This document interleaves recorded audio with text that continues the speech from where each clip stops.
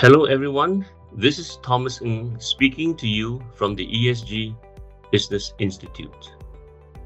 The ESG Business Institute is a global network of ESG professionals. Currently, we have members from more than 20 countries spread across 6 continents. To celebrate International Women's Day 2024, we are running a series of interviews with prominent women leaders during the month of March. We are kicking this off with Dr. Astrid Tumines. I first met Dr. Tumines almost 15 years ago when she was the Deputy Dean of the Lee Kuan Yew School of Public Policy at the National University of Singapore. We were sitting together on the board of the Institute for Disability and Public Policy, which was funded by the Nippon Foundation. I'm so pleased that we are again sitting together on a board, this time with the ESG Business Institute. Currently the president of Utah Valley University, Dr. Tumines' journey from a life of poverty in a small village in the Philippines to global leadership is a testament to resilience, determination, and an unwavering commitment to education.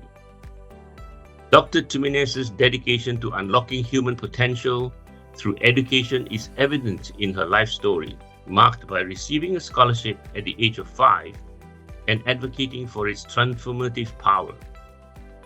With degrees from Brigham Young University, Harvard University, and MIT, Dr. Tumines has made significant contributions in academia, public policy, and corporate leadership, including peace negotiations in the Philippines and a role as Microsoft's Regional Director for Southeast Asia. Prior to that, she was the founding Vice Dean of Research for the Lee Kuan Yew School of Public Policy at the National University of Singapore. Today, we have the privilege of engaging in a fireside chat with Astrid, exploring the diverse chapters of her extraordinary journey. Astrid, if I may kick this off by asking you, what role did education play in shaping your dreams and aspirations as a child? Education has been pivotal to my whole life, not only in my childhood. I was born in a farming village in the Philippines and my parents were really poor. There weren't many resources to educate their children. All of our relatives and all of our neighbors were peasant farmers. And so when I was 2 years old, my mother moved all of us, by us meaning 6 children at that time, to the city. And the only place we could afford to live in was the slums. I was very lucky and blessed at the age of 5 when Catholic nuns from the Daughters of Charity found my family in the slums and offered us places for free in their school. And so at the age of 5, I learned to read, I learned to spell, I learned to count. I began to read everything that I could lay my hands on in the library. And that really, in a sense, blew up my mind, blew it wide open to know that there is a big world out there, that I was a capable person. It gave me that understanding that I was good at reading, that I could learn math, that I could have many adventures through books. So education really from that very early age up to the time that I went to high school, college, graduate school, and now being a university president, I still think of it as a superpower, as one variable that could actually open the opportunity to everyone to have a better life and live a more dignified and productive life. Thank you for that. I recall you telling me your rather profound stories about growing up in the slums in Manila and living in abject poverty. They were really quite profound stories. Let's now fast forward a little bit. Having built a life and a career in the US, and then given an opportunity for peace relations back in the Philippines, how did you overcome the challenges of pivoting your approach to serve people? It was in 2003, after having lived in the United States for about 2 decades, that I received a call from one of my mentors in New York City, Ambassador Frank Wisner. Frank had been ambassador of the United States to the Philippines, Egypt, Zambia, and India, and was a person that I really looked up to. So Frank phoned me and said, "Hey, would you like to take a job in the southern Philippines?" And it really had to do with the Muslims of the Philippines, who are called Moros. And at the time, the United States was very concerned about Al-Qaeda or terrorist infiltration of the Moro insurgent movement in the Philippines. The Moros have been ill-treated for centuries in their own land, in their own country, if you will, in their own sultanates.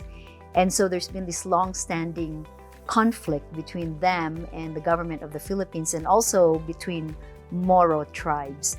And my initial reaction was, I'm not qualified to do that. I'm not qualified to go to the southern Philippines. But my mentor believed in me, and I decided to do the job. It was funded by the US Congress, and for about 4 years, I traveled a lot to Mindanao in the southern Philippines. And looking back, it's actually one of the most meaningful jobs I've ever done. First of all, it redefined for me what it meant to be a Filipino. I developed a lot of compassion, understanding, and empathy for the history of the southern Philippines, for the minoritization of the Muslims, and how my own group as Christians had really done them a disservice. We were very prejudicial. And so I understood how the conflict came about, issues of land, identity, economics, religion, and leadership. And it really enriched my life, and I'm very grateful for my Moro brothers and sisters for opening my mind and my spirit and my heart to things that I very poorly understood. And I think in the world today, where diversity is something that we emphasize, that people are coming from different beliefs, different life experiences, different countries, languages, how do we develop more compassion and empathy for one another? And beyond empathy and compassion, how do we create more transparent and fairer laws and policies so that we don't abuse other people? For when we abuse other people, it leads to harmful consequences that harm all of us and harm our children and grandchildren. So I'm very grateful that I had that opportunity to work in the southern Philippines. I feel that I became a better leader because of that experience. Your amazing story continues, Astrid, and there is more, isn't there? From international relations to peace negotiations and to corporate leadership, your career path has been diverse. What motivates you to embrace such varied opportunities and demonstrate such agility? I actually joke sometimes that I have severe attention deficit, and that's why my career has been what I call zigzaggy, in the sense that I have now my career has spanned 5 different countries and very distinct sectors. Currently, I'm a university president, but my first big job really was with Harvard University, running a project called Strengthening Democratic Institutions in the former Soviet Union. I lived in Moscow. And after that job, I worked in philanthropy in New York at Carnegie Corporation of New York, and then moved to Wall Street, where I worked for AIG, American International Group, first in credit risk, and then secondly, I moved to AIG Global Investment and did venture capital in biotechnology. After that, I worked in Hong Kong and Singapore, again, partly in academia as a vice dean for the Lee Kuan Yew School of Public Policy at the National University of Singapore, and then as a regional director for corporate, external, and legal affairs for Microsoft in Southeast Asia, spanning the countries of ASEAN and then a few countries in South Asia. So people are kind of interested as to how this career shaped out the way it did, because after all, my undergraduate major was in Russian literature and international relations. So I had political science and literature. I have a master's in Soviet studies, and then a PhD from MIT in political science. I think there are many ways to do a career. There are people who pick one thing and they want to be masters at that and they stick to one thing. For me, that didn't really work. I would get bored, or I feel like I have mastery, I need to go do something else. And I sort of have certain rules that I follow. One is, will I like the people that I'm working with, and I'm agnostic as to the sector or the industry. Number two, will it pay fairly well? And number three, will it allow me to contribute meaningfully? It's been really important to me in my career that I give back, so that whatever it is I'm doing, whether that's technology or banking or academia or philanthropy, that I am contributing in meaningful ways, because I believe very strongly that life is short. A good life means building a good death. And so those things are constantly in the front of my mind. And I believe that today, in the age of the fourth industrial revolution and AI, artificial intelligence, and the ability to do many things that we couldn't do before, and with technology really informing everything from the financial, biological, political, economic, it may be more common for people to have the career that I've had, which is very varied, that is no longer going to be linear. Because AI itself, for example, will append the things that we know and the ways that we do things. So I'm grateful that I've had a very exciting career, in my opinion. It's taken me to different countries, different places. I have learned from every sector that I've worked in, and I try to synthesize all of that learning where I am today, running the largest university in the state of Utah with nearly 45,000 students. Many years ago, when you first told me that you studied Russian as an undergraduate, I was really quite intrigued. But after thinking about it for a while, I started to believe that perhaps this helped you get noticed, needed, and hence enhanced your career path. Can you please elaborate on that? I was in my 20s when I had the opportunity to lead the office of the Harvard Project on Strengthening Democratic Institutions. The project was led by Professor Graham Allison, who was the founding dean of the Harvard Kennedy School. When it started in the early 90s, the Soviet Union was still intact as a country. Communism still existed as a operational system of government. And basically in my 20s, because of that job, I had the opportunity to have a front row seat to the implosion of a political, social, and economic system. And I learned many things from it. The most important thing that I learned was humility. Being in my 20s and being so gung-ho like everybody else, believing that the end of communism spelled all good things suddenly happening in the former Soviet Union. But that wasn't the case.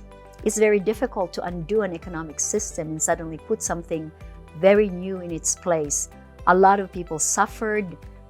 We are seeing a war today between Russia and Ukraine.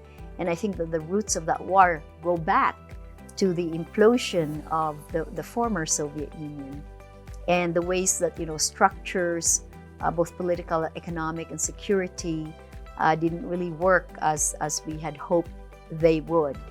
I had the opportunity to meet Mikhail Gorbachev several times. I have a great admiration for him. I think that he was a very big factor in the relatively peaceful ending of the Soviet Union. He was a leader who wasn't afraid to undertake difficult reforms, although it proved too difficult in the end. He was the first communist leader who was seen in public with a real relationship with his wife. His wife had a PhD. Raisa Maximovna was a true partner for President Gorbachev. I got to know the foreign minister at the time, Eduard Shevardnadze, and I also gained an appreciation for how difficult it is to lead. Personally, for me, I learned in my 20s because of the context in the Soviet Union and the post-Soviet space, Russia, where there was so much turbulence, and there are days you couldn't buy sugar, or you couldn't buy paper, or there was no gasoline. You really had to be agile.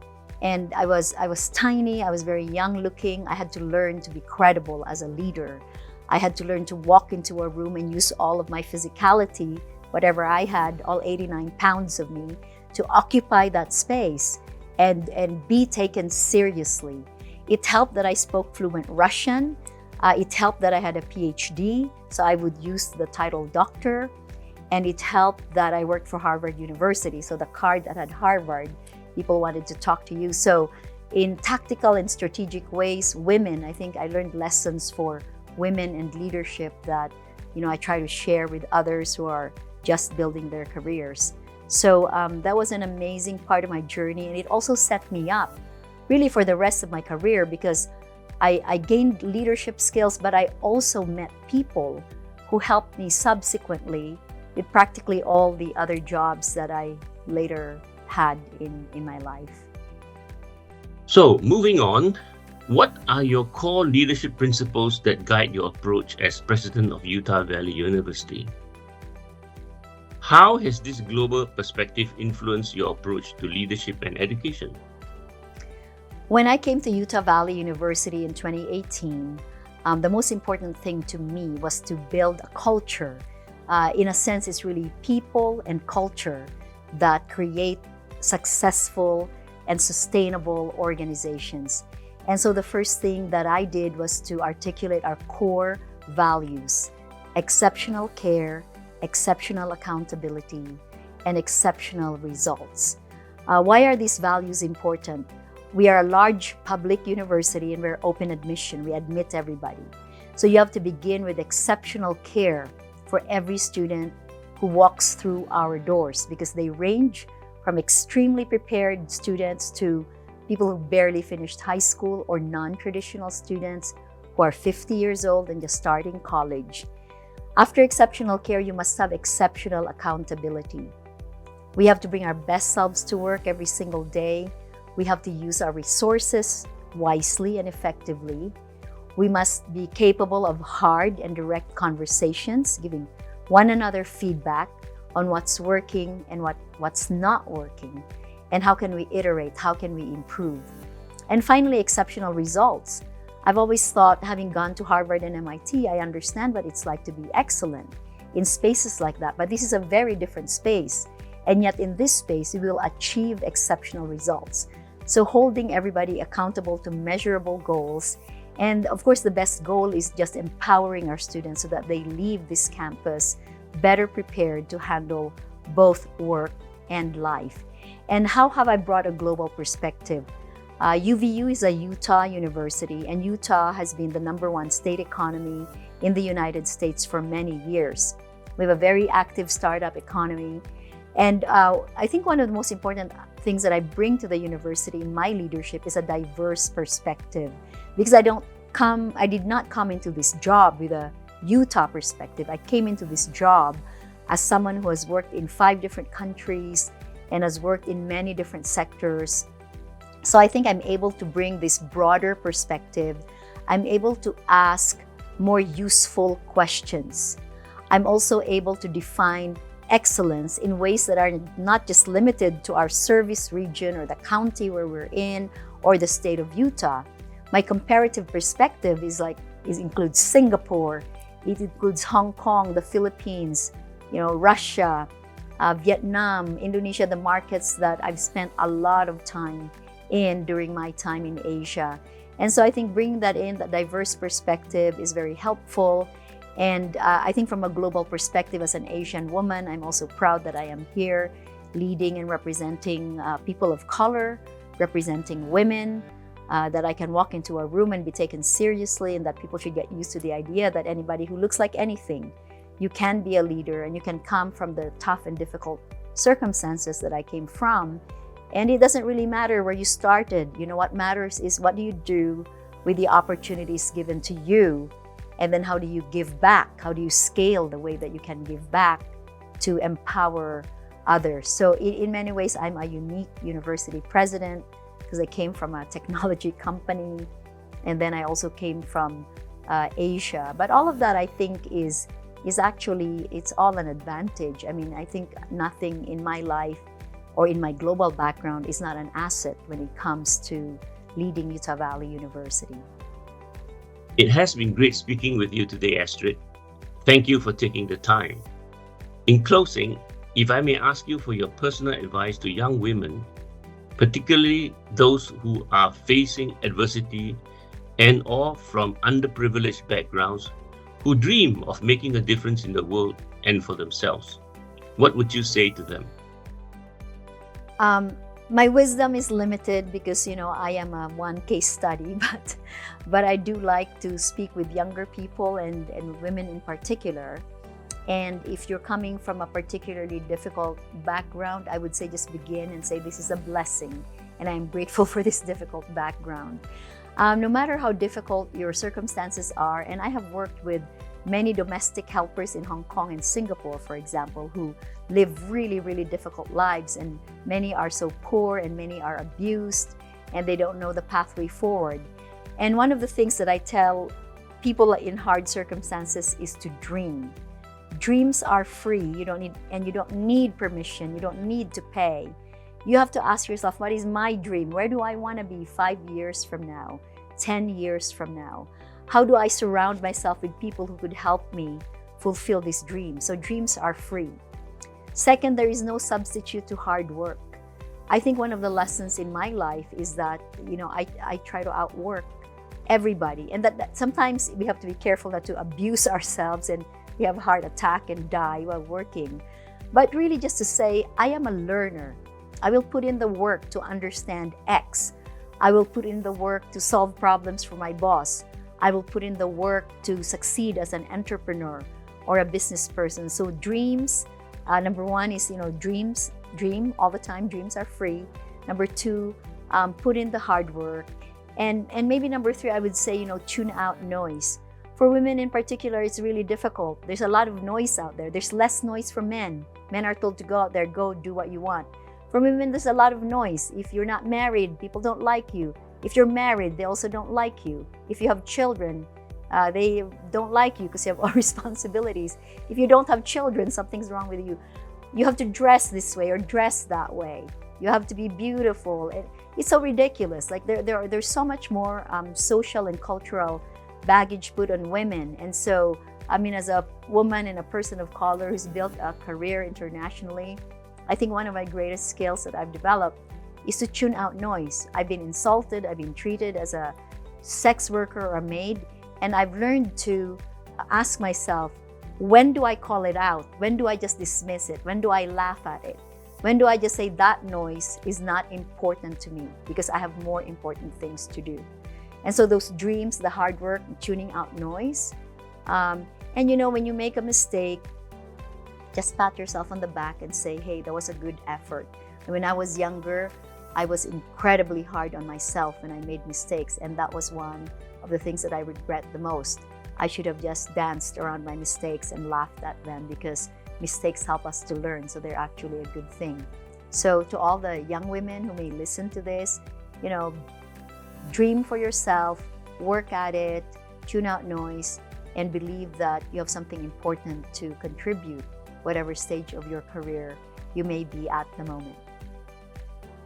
And there you have it. Dream or have goals, work hard at them, and rise above all the noise and obstacles along the way. Setbacks and adversities can and will make us stronger. Thank you again, Dr. Tumines. Look forward to seeing you again at Utah Valley University next month. This is Thomas Ng signing out from the ESG Business Institute. Watch out for our upcoming interviews with prominent women leaders in the course of this month. Thank you.